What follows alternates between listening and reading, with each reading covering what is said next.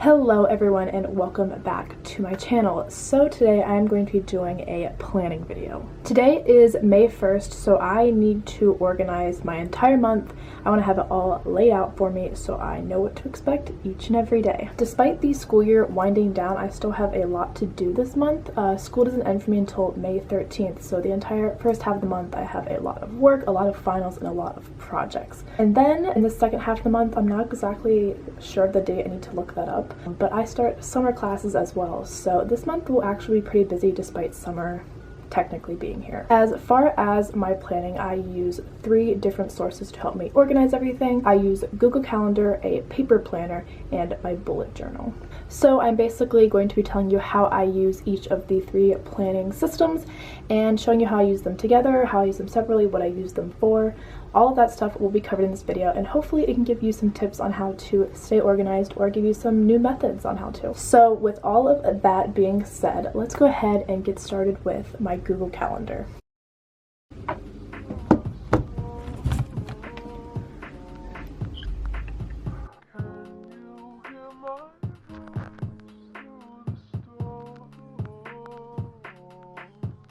So on the key on the side of the calendar, I have all of my specific categories as to which events happen in. So I have home and work, which I believe come on the calendar when you open the app. And then I added each of my classes for the semester. So after this month, I will remove all of those, and I'll actually probably add in my summer classes. So I might do that in this video as well. I then have a Virginia Tech one, which is like other Virginia Tech events like basketball games or football games when we actually had those and we were actually on campus. I also have the other box on the key, which I don't really use, and then I have Her Campus, which is the organization I am a part of at Virginia Tech. So while I cannot delete my classes yet for the semester because I still have them through the 13th, I am going to go ahead and start off by adding the 2 summer classes I'm taking.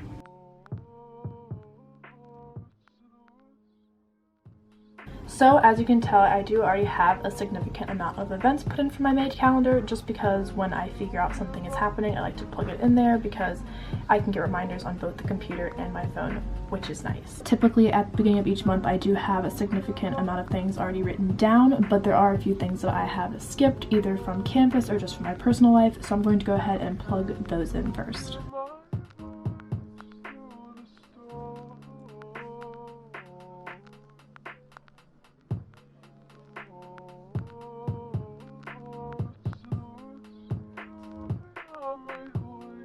Because I don't know any of the state of my summer classes or any of the assignments yet, I cannot plug those into the calendar as much as I'd like to.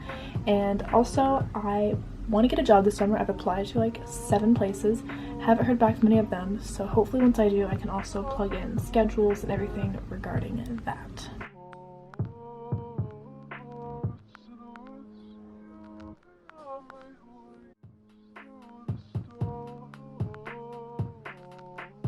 If you want an example of what my calendar looked like during the school year, here is my March and then my April calendars. Lots more assignments and really full. So this is what it typically looks like, but since there's less classes and assignments, it's looking a little bit more like this. I got this planner at TJ Maxx for $13, which I think is a great deal. So if you're looking for some good stationery, go there.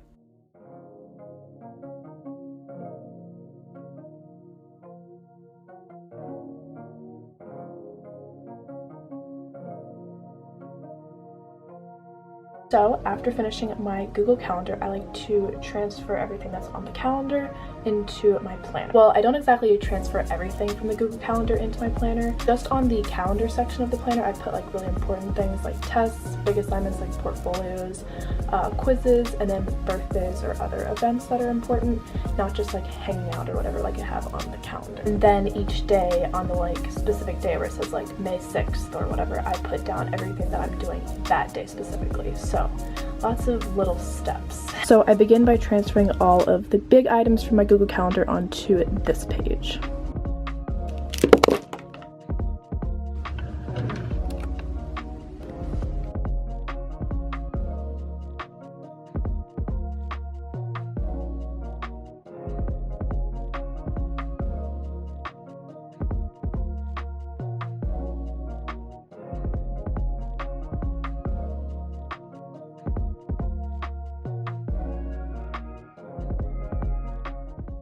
Like the Google Calendar, I like to keep everything color coordinated with a legend on the side.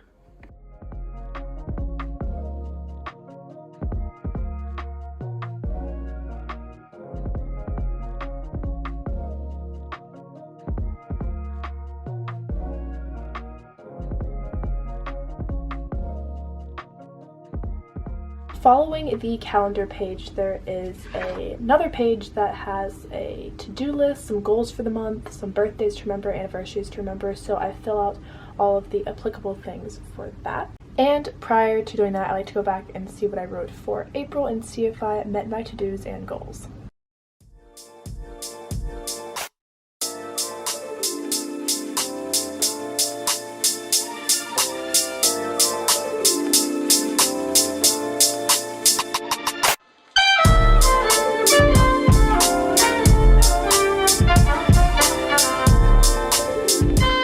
Hello everyone, it is the next morning and I'm going to be finishing my bullet journal today. Didn't have enough time yesterday, so I'm going to get it done right now.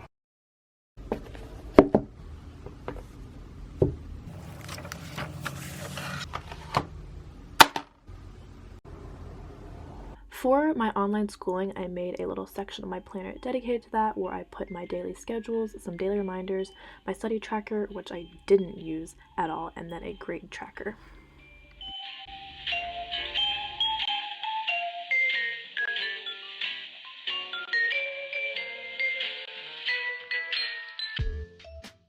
So to begin my May setup, I started by writing everything in pencil because I feel like I'm going to mess up if I don't do that. So I write everything in pencil and I'll go back and trace over it.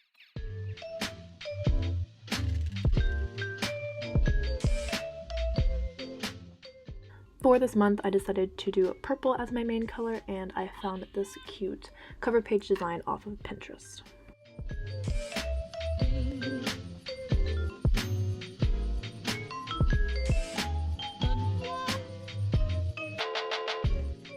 One spread I always do is my Fitbit stats. I feel like doing this keeps me accountable and I like being able to see how I do each day.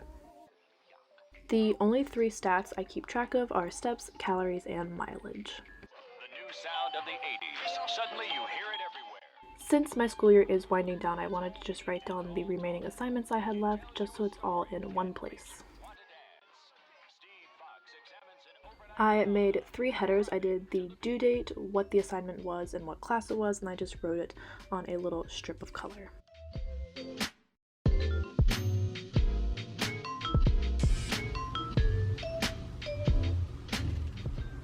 Then I wrote down my goals for the month and my water tracker, which is never very full because I don't drink enough water. Following that page, I made a fitness spread that I found on Pinterest. I just wrote down every possible form of exercise that I may do and color coordinated that, and then I will just color in the blocks according to what I did that day. Then I made a habit tracker page. I found a mini habit tracker spread on Pinterest that I really liked, so I kind of copied some of the ideas from that. In order to remember what I did this month, I want to print off little pictures and put captions around them on this page. Finally, the last page in my May bullet journal was my video schedule. I just put down what days I plan on uploading through the month of May, and I also put my lists of ideas coordinating with a specific date throughout the month.